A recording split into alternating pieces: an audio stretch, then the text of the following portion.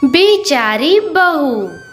एक बहुत ही छोटे शहर में जहाँ एक घर में शांति निकेतन नाम का एक नेम प्लेट लगा हुआ था। सिर्फ घर का नाम ही शांति निकेतन था, वैसे तो घर में हमेशा अशांति ही फैली रहती थी। वैसे तो शांति देवी का नाम शारदा था, पर उसे घर में सभी लोग शांति शांति कह के बुलाते थे और उसका एक पति और उसका एक बेटा भी था। शांति का बेटा महेश एक बहुत ही अच्छी कंपनी में नौकरी किया करता था।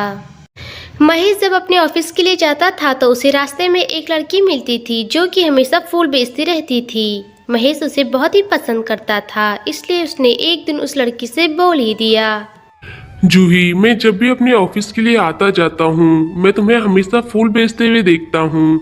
मैं तुम्हें बहुत ही पसंद करता हूँ। क्या तुम मुझसे शादी करोगी? क्या साहब जी, आप भी मुझसे क्यों मजाक कर रहे हो? मैं एक गरीब लड़की हूँ, भला तुम मुझसे शादी क्यों करोगी? मैं तो तुमसे शादी करना चाहती हूँ, पर तुम्हारे घर वाले नहीं मानेंगे। जूही, मैं तुमसे शादी करना चाहता हूँ और तुम मेरे घर वालों की टेंशन मत लो। उन्हें मैं समझा दूंगा और जब हमारी शादी हो जाएगी तो वो जरूर मान जाएंगे और तुम्हें एक बहू के रूप में स्वीकार कर लेंगे। महेश की ऐसी बातें सुनकर जूही शादी के लिए तैयार हो गई। फिर दोनों ने साथ में ही एक मंदिर में शादी कर ली और शादी करने के बाद महेश और जूही साथ में घर आ गए।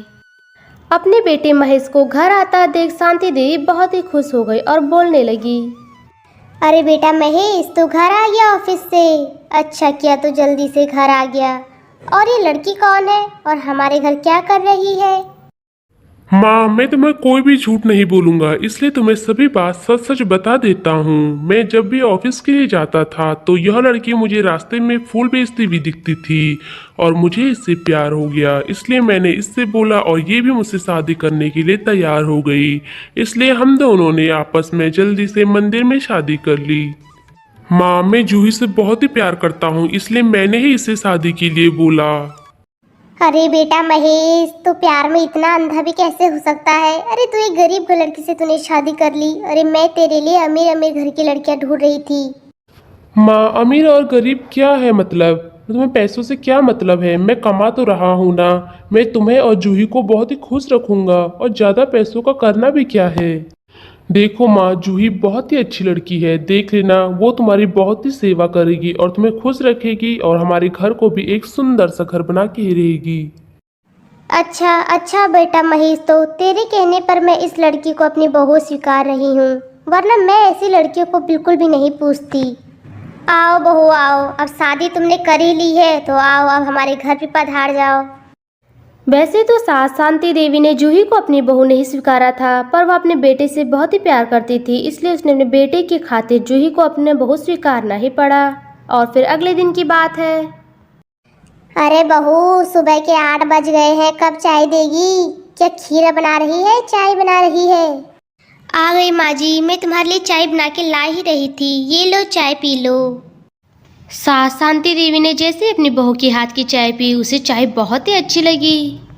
परंतु उसने जूही को अपनी बहू नहीं माना था, इसलिए वह उसे खरी खोटी सुनाने के लिए बोल देती है, अरे बहू, ये तुमने कैसे चाय बनाई है और इतनी ज़्यादा चीनी रखी है और इतना ज़्यादा दूध रखा है? क्या तुम्हें पता नहीं है कि मुझे शुगर है?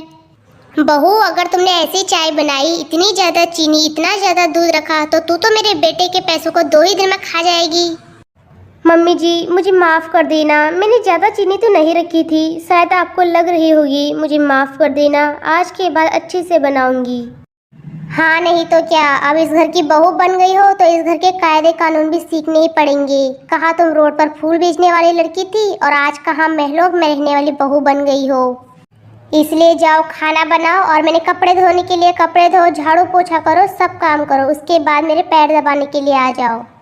ऐसी शांति देवी, जूही एक गरीब घर की लड़की है, इसलिए उस पर हमेशा रौब जमाती रहती और सास बनने का हुक्म जमाती रहती थी। शांति देवी हमेशा अपने बहू पर हुक्म जमाती, उससे घर का सारा काम करवाती, खाना बनवाती, कपड़े धुलवाती, अपना सेवा करवाती और घर का सारा जो भी काम नौकर करते वो काम सारे अपनी बहू से करवाती थी। जूही खाना बहुत ही स्वादिष्ट और लाजवाब बनाती थी, फिर भी उसकी सास के खाने में हमेशा कमियां निकालती रहती थी और कभी कभी तो वह उसके खाने में कभी नमक ज़्यादा और कभी मिर्ची ज़्यादा मिला देती थी। एक दिन की बात है, शांति के घर उसकी पुरानी सहेली एक दिन अनुप्रिया आई थी और वह उससे कहने लगी। अरे शांति, तुम कैसी हो? देखो, मैं तुम्हारे बेटे के लिए एक बहुत ही अमीर घर के लड़की का रिश्ता लेके आई हूँ। अरे अनुप्रिया, अब क्या फायदा रिश्ता लाने का जब चिड़िया चुग गई खेत। अरे मेरे बेटे महेश ने एक मनपसंद लड़की से शादी कर ली, जो कि उसे रोड पर फूल बेचने वाली थी। एक गरीब घर की लड़की लेके आ गया, अब तो कुछ भी नहीं हो सकता। अरे शांति, बस इतनी सी बात। तुम चाहो तो अपनी बहू को धक्के मार के बाहर भी निकाल सकती हो। सोच लो एक बार, ये बहुत ही अमीर घर का रिश्ता है, बार बार नहीं मिलते ऐसे रिश्ते। बहुत ही दहेज और पैसा आएगा। अच्छा शांति, अमीर घर का रिश्ता है इसलिए तुम सोच के बताना, मैं चलती हूँ तब तक। अनुप्रिया की ऐसी बातें सुनकर शांति के मन में भी बहुत ही लालच आ गया और उसने सोचा कि मैं क्यों ना अपनी बहू को ही मार दूं, जिससे कि मेरा बेटा भी अब दूसरी शादी कर लेगा। इसलिए वह अपनी बहू जूही को छत पर कपड़े सुखाने के लिए भेज देती है और साथ में पीछे से खुद भी चली जाती है। और जब बहू कपड़े सुखा रही थी तब वह पीछे से अचानक से जाकर अपनी बहू को वहां से धक्का दे देती है। बड़े आई थी तू मेरी घर की बहू बनने वाली, ले आज मैं तुझे छत से धक्का ही दे देती हूँ। अब ना रहेगी बांस और ना रहेगी बांसुरी। छत से गिरते वक्त जूही की जोर से चिल्लाने की आवाज आती है और उसकी चिल्लाने की आवाज सुनकर उसका पति महेश जल्दी से वहां आता है और अपनी पत्नी जूही को बचा लेता है। वाह माँ, आज मैंने तुमको देख लिया। अरे आज तुम मेरी पत्नी और अपनी बहू को तुमने मारने की कोशिश की। अरे वो तो अच्छा है कि मैं हूँ घर पर। अरे वरना तुम तो जूही को धक्के मारकर उसे आज मार ही देती।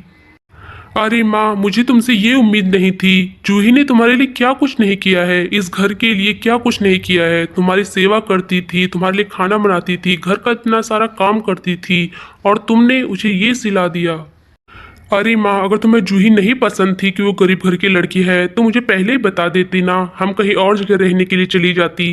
ये ढोंग क्यों किया स्वीकारने का उसे।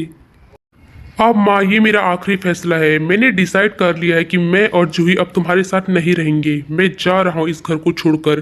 अरे तुम्हारा कुछ पता नहीं है, अगर तुमने दोबारा से जूही को मारने की कोशिश की तो। अपनी माँ की ऐसी घिनौना हरकतों को देखकर महेश को अब अपनी माँ की बातों से विश्वास ही उठ गया और अब महेश अपनी पत्नी को लेकर कहीं दूर चले गया और वहीं उसकी माँ शांति देवी अब अकेली पड़ गई और अब वह पछता रही थी कि उसने अपनी बहू के साथ ऐसा क्यों किया। अरे मेरे तो कितना अच्छा खिलता हुआ परिवार था और मैंने अपने ही परिवार का विनाश कर दिया। शांति देवी यह सोचती रही कि उसे तो बहुत ही अच्छी बहू मिली थी, पर उसने ही अपनी बहू की कदर नहीं की। अगर आज उसने अपनी बहू की कदर की होती तो आज उसका बेटा और उसकी बहू उसे अकेला छोड़कर नहीं जाते। परंतु अब पछताने से क्या ही फायदा जब चिड़िया चुग गई खेत। अगर पहले ही समझ होती तो ऐसा नहीं होता।